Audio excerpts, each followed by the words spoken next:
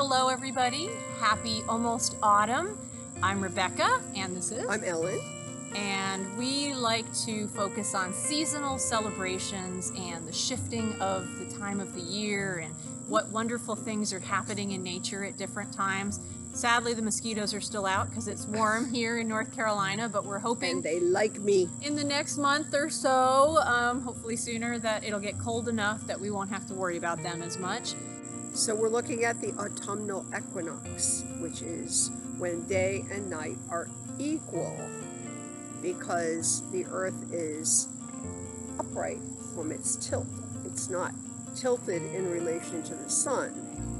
In the winter, we are tilted away from the sun. In the summer, we are tilted toward the sun. We're on the top of the tilt. So right now it's like this, and we all the way around the earth get exactly pretty much 12 hours, although there are some slight exceptions to that because of the way that the earth gets in its own way. So right now here where we live in North Carolina, it's 12 hours and 10 minutes. Oh, sure, depending on your or latitude. will be on the equinox. Oh, because the earth gets in the way of the sun, rising. Oh. It's different in different places.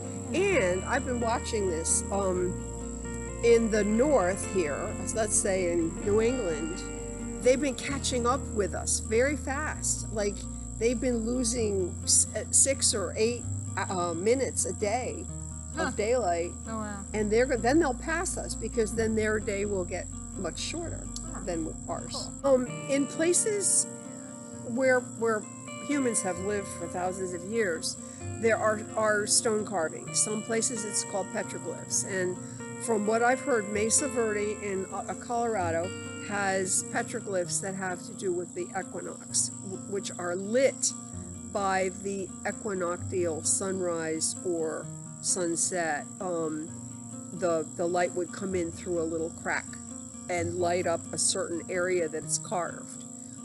One place I think has it's like a spear of light that goes through it. The other place that I know of is in Ireland in a place called Cairn T, which is on the hill of the Cailleach, or old woman or hag.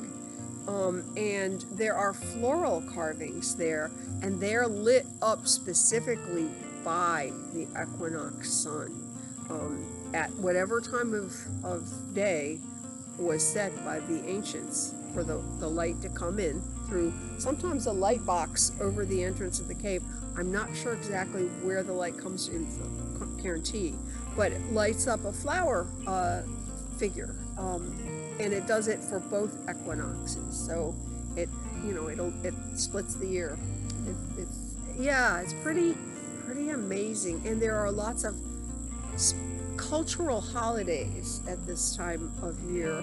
One I can think of is Rosh Hashanah, the Jewish New Year, and there's another New Year that happens at the other equinox, which is the British New Year, the original agricultural New Year, which is March 25th, Lady Day it's called. Things start really growing. So we have the end of the year of the agricultural year, but Rosh Hashanah starts now, probably kind of like starting at the dark and moving away.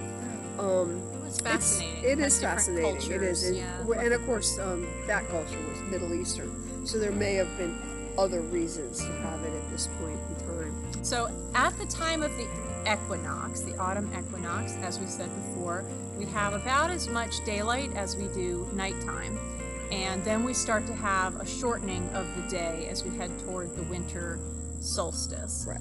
And so the birds, for instance, are attuned to that. Migratory birds, the Canada geese, summer birds we've had here, like say yellowthroats and other warblers, cuckoos, for instance. Those are birds we have here in the summer, but they're going to start shifting to other locations. They go to Central America, South America, Mexico, other continents as well.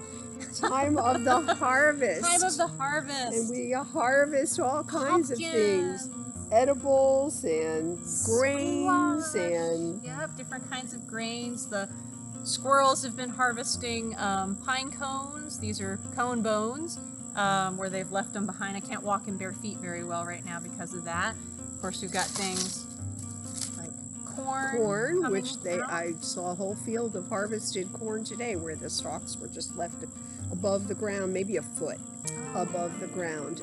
Yeah, so they might be being used for silage, which is that they'll take them and chop up the field corn, and I think they even let it ferment in some ways. There's some things you do for silage, but or harvest for people, which would be at this point not green corn. It would be something like this. Right, this is Indian corn, but we might have flint or dent corn that we would put into a corn crib or put up on pegs or string to store for later, and then we might travel to a mill to get it ground into cornmeal. We might use the corn cobs to make jelly. There's other fruits out there in the world right now. Oh, yes, and we might use the husks to make corn husk dolls. Corn husk dolls for gifts later on, for instance. Yeah. Of course, we talked about grains, so there's things like flour that we might be threshing and winnowing and getting prepared to store for later on, making some liquid refreshment, possibly. Cider. Oh, for cider, yeah. Apples, Yes. it's a big season of Squish apples. your apples. Also, what's the other thing you had in Well, there? there's grapes. Yeah, they're not real grapes, but... Grapes in there for wine. I mean, after all, you must have That's a some great wine. way to keep the harvest if you're not storing your, stuff in a root cellar or something along those lines. So these we keep have very well. other wild fruits like this one, which is a passion fruit, and they grow wild in this part of the world. Just pawpaws as well, and Right. persimmons. Folks have been harvesting persimmons, which you got to be careful about, right? Yes, you don't want to eat a green persimmon. Yeah, it's like They're acrid. They make you pucker. yeah, they're not good. But No, if they're but if ready, if they're orangey and squishy and gooey, they're delicious. and probably the raccoon is going to be the one, or the possum Yes, will be the one to actually they're, get to eat they're them. much more patient than we are, and they get them in the night. But lots of fruits that are out there, and of course things like acorns, which the squirrels are also harvesting and caching for later in the winter time. Hopefully they remember where they put them. Things like hickory nuts, they'll also do that with, and some of them actually do get lost and become hickory trees Right. later. I suspect that the pine cones also they're harvesting the pine nuts out of that too. Oh yeah, And then probably maybe burying those as well. sure, yeah. So you might get new pine trees if they forget where they put all of their nuts. They're supposedly pretty good at remembering. Right. They're not the ones who can remember thousands of holes, though. There's There's an acorn woodpecker in Europe, I know. Their brain is, apparently they've done studies, and their brain actually swells in size at this time of the year so that they can actually remember that even better. And then of course we have things like, this is a beaver chewed stick, and you can see the little chew marks on there.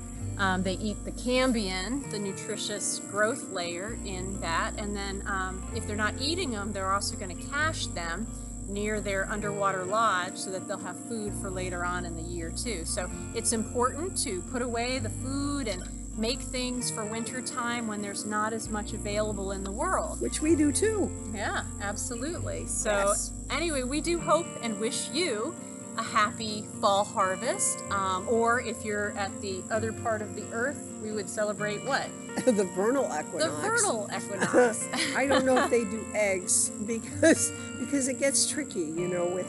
Oh right, you could try to balance the egg. We don't have our eggs out here right now, but no. we'll have chickens that we can show you. They're gonna feast on grapes. But yeah, you can try to balance the eggs. But yeah, good stuff. And this is not the meat eating time, but that comes in another month when really it gets cold enough.